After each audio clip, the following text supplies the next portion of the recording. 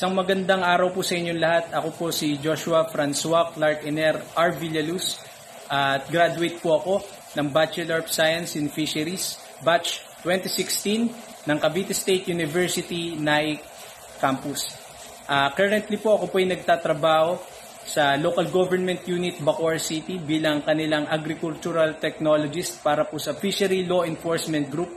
Ako po ngayon ang in charge para po sa Bantay Dagat ng Bacoor City at kami po ang nag-i-implement at nagpapatupad po ng batas pangisdaan para po sa katubigan ng aming minamahal na lungsod.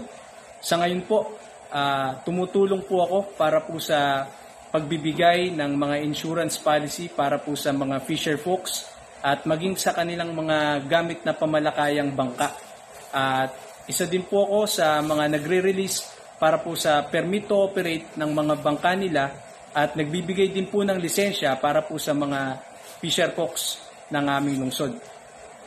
Ang special assignment ko po ngayon ay pagtulong po para po sa Nutrition Council ng aming CSWD at pagbibigay po ng assistance sa mga research group, research agencies mula po sa iba't ibang stakeholders ng aming LGU, maging sa iba't ibang POs, NGOs, NGAs, and universities from mga academies po.